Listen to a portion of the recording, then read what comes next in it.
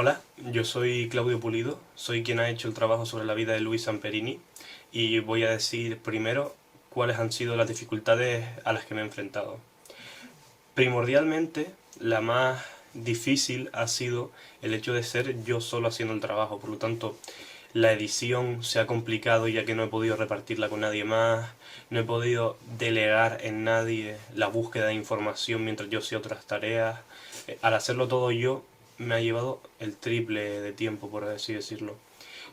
Otra de las cosas ha sido que al ser los hechos más importantes en la guerra, no he podido obtener vídeos o fotos sobre Louis Samperini. Por lo tanto, he decidido usar escenas y fotos de la película Invencible de 2014 dirigida por Angelina Jolie, que nos narra también la vida del atleta. Considero esta fuente fiable ya que el mismo Louis participó en la película de manera activa con la historia, el guión, por lo tanto sabemos que es una fuente fiable ya que la misma persona que vivió los hechos fue quien ayudó a hacer la película.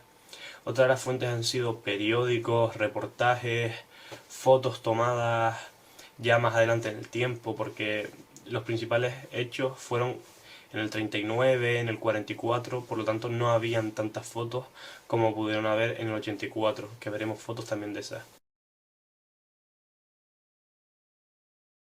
El 26 de enero de 1927, en Olin, Nueva York, Estados Unidos, nace el protagonista de una de las historias más conmovedoras relacionadas con el mundo del deporte.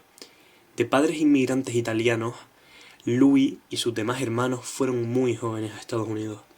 Al no saber el idioma, el más pequeño de los Samperini fue víctima de acoso entre sus compañeros, aunque, comparado con lo que sufriría décadas después, esto queda como una simple anécdota. Centrémonos en lo que hace la historia de Louis una historia digna de película. Ese joven que había comenzado con el atletismo para contentar a su familia, ante su sorpresa, se había dado cuenta de que además de gustarle, se le daba bien, logrando establecer un récord que se tardó 26 años en romper. Es por esto que decide presentarse a las pruebas clasificatorias de 5.000 metros a los Juegos Olímpicos de 1936. Tras lograr la clasificación para representar a su país en los Juegos Olímpicos, comparte equipo con el mítico Jesse Owens, quien sería la estrella de esa edición. El joven debutante, quien quedó rápidamente descolgado de la cabeza de la carrera, deslumbró a todos y a cada uno de los espectadores al completar una de las hazañas más grandes en la historia del atletismo. En la última vuelta, Louis aceleró hasta completar los últimos 400 metros en un tiempo de 56 segundos, impropio de un final de los 5.000 metros, superando además el récord anterior establecido, que era de 69,2 segundos. El Tornado de Torrance lo había logrado. Independientemente de su mal comienzo, acabó octavo la carrera y completó la última vuelta más rápido que nadie. Fue tal hazaña que logró que el mismísimo Adolf Hitler le dio la mano, cosa que no hizo con el resto de los compañeros del joven atleta, que había sorprendido al mundo entero.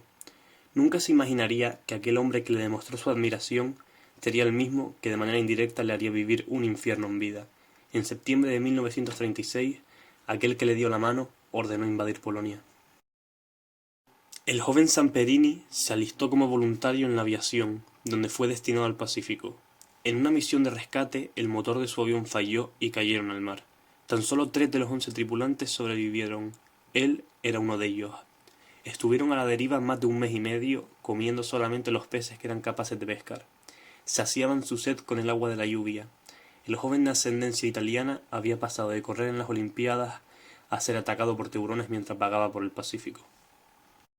Tras 47 días, la barca llegó a las Islas Marshall, y lo que parecía que era el fin de su infierno no era más que el comienzo de uno nuevo. Al llegar a la isla, fueron capturados por los japoneses. Durante los 2 años y medio que pasó como esclavo de guerra en distintos campos de prisioneros, sufriendo torturas inhumanas, tanto físicas como psicológicas, sin lugar a dudas, su peor verdugo fue Mutsuhiro Watanabe, también conocido como el Pájaro, un oficial japonés que contaba con una fama de ser sádico. El Pájaro había encontrado a su presa favorita, un corredor olímpico. El oficial japonés disfrutó martirizando a Louis. A pesar de todas las humillaciones que recibió y de haber sido privado de alimentos, él destacó que lo más duro de soportar fue el intento de destruir su dignidad, de hacerle sentir insignificante. En 1944 fue dado por muerto y su familia recibió un mensaje de condolencia por parte del presidente Roosevelt.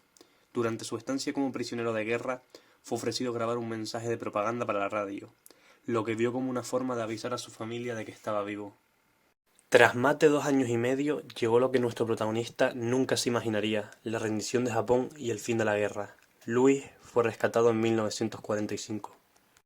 Siguiendo con su espíritu luchador, trató de volver a los entrenamientos pensando en participar en los Juegos de 1948, pero su cuerpo ya no era capaz de soportarlo, por lo que tuvo que renunciar.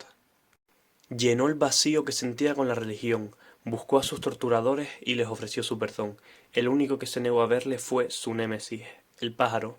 A pesar de no haber podido competir nunca más en las Olimpiadas, su relación con los Juegos no concluyó ahí. En 1984 participó como relevista de la antorcha en Los Ángeles, en Atlanta 96 y en los Juegos de Invierno de Nagano en 1998, siendo este último su trayecto más conmovedor, ya que durante el recorrido pasaron por uno de los campos donde había sido torturado.